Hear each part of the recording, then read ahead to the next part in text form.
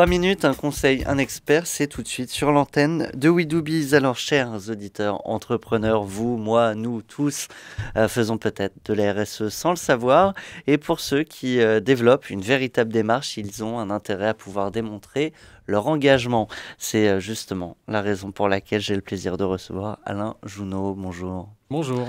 Alain Jounot, vous êtes directeur commercial chez AFNOR Certification. Alors je le disais, on en fait parfois sans le savoir. Alors peut-être, c'est quoi faire de la RSE? La RSE, c'est quelque chose de très simple. C'est comment, dans une entreprise aujourd'hui, j'intègre les aspects environnementaux, sociaux et sociétaux dans mes activités quotidiennes. Est-ce qu'on y va uniquement par valeur? Pas uniquement. Beaucoup d'entreprises, finalement, sont dans la recherche de la performance économique et souvent, elles sont guidées par ce premier principe. Néanmoins, les entreprises qui s'engagent ont aussi une fibre humaniste. Et donc, elles cherchent à mieux comprendre les intérêts d'aujourd'hui, futurs, moyen terme et long terme, sur l'évolution de leur marché. Est-ce que c'est pas le nouvel outil marketing stratégique de nos entreprises? En quelque sorte, en greffant quelques valeurs et principes de RSE.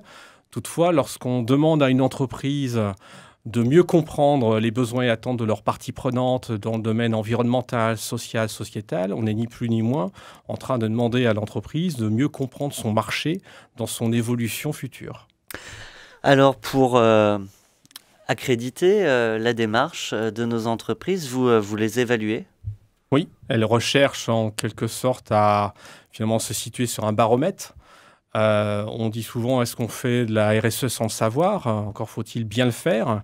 Et pour finalement savoir si on le fait bien, eh bien, rien de tel qu'une note, comme l'élève en classe, savoir si oui ou non, dans mes pratiques quotidiennes, je suis aujourd'hui performant, je maîtrise bien.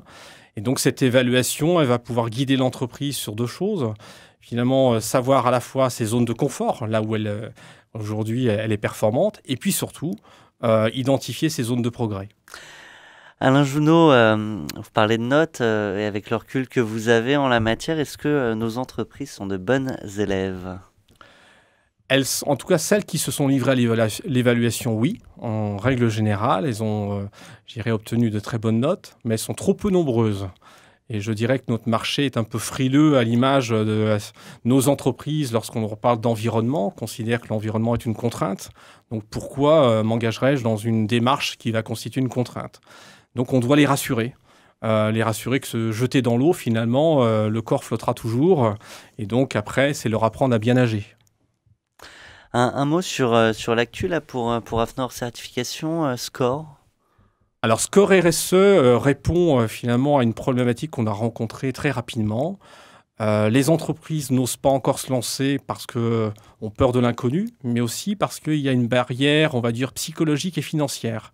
Et avec Score RSE, on essaye finalement de sauter ces obstacles avec l'entreprise en leur fournissant un outil d'évaluation en ligne, accessible financièrement, parce que moins de 1 000 euros, et leur apportant une certaine crédibilité, mais surtout une première mesure du niveau d'engagement qu'elles ont en matière de RSE pour aller après plus loin dans ce parcours.